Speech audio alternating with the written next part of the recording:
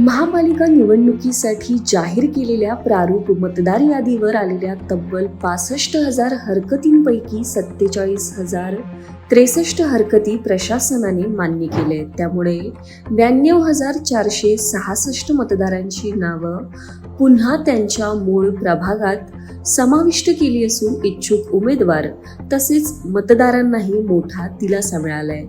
यामुळे मतदार यादीत झालेल्या गोंधळावर शिक्कामोर्तब झालं असून जाणून बुजून या याद्या चुकीच्या पद्धतीने फोडण्यात आल्याच्या आरोपांना बळ मिळालंय. महापालिकेने 20 नोव्हेंबर रोजी प्रारूप मतदार यादी जाहीर केली. त्यानंतर एका प्रभागातील मतदारांची नावं दुसऱ्या प्रभागात गेल्याच्या तक्रारी मोठ्या प्रमाणात आल्या. मात्र निवडणूक आयोगाच्या नियमांचा हवाला देत स्वतः मतदाराने तक्रार केल्यासच बदल करता येतो अशी भूमिका सुरुवातीला महापालिकेने घेतलेली. राज्यभरातून मोठ्या प्रमाणावर अशा तक्रारी आल्याने मतदार पळवापळवीची दखल थेट निवडणूक आयोगाने घेतली.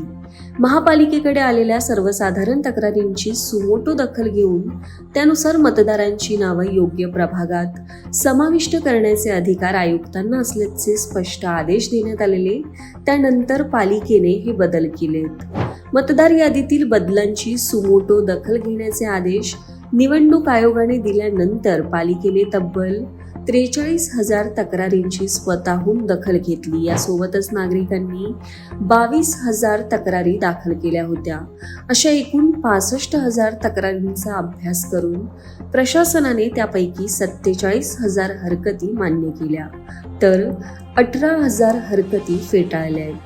मान्य झालेल्या हरकतींमुळे एका प्रभागातून दुसऱ्या प्रभागात गेलेल्या सुमारे 92,466 मतदारांची नावं पुन्हा त्यांच्या मूळ प्रभागात समाविष्ट झाली आहेत.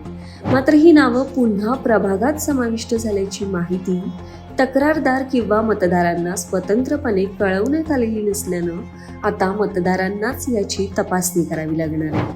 फेटाळण्यात आलेल्या 18,000 हरकतींपैकी बहुतांश हरकतींसोबत खोटी अथवा बनावट कागदपत्रे जोडल्याचे अतिरिक्त आयुक्त ओमप्रकाश दिवटे यांनी स्पष्ट केलं.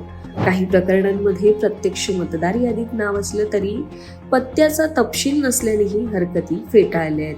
अनेक हरकतींसोबत बनावट मतदान ओळखपत्र, वीज बिल तसेच आधार कार्ड जोडले होते. त्याची सखोल पडताळणी करून तसेच प्रत्यक्ष जागेवर जाऊन तपासणी केल्यानंतर हे निर्णय घेतल्याचा दावाही त्यांनी केलाय.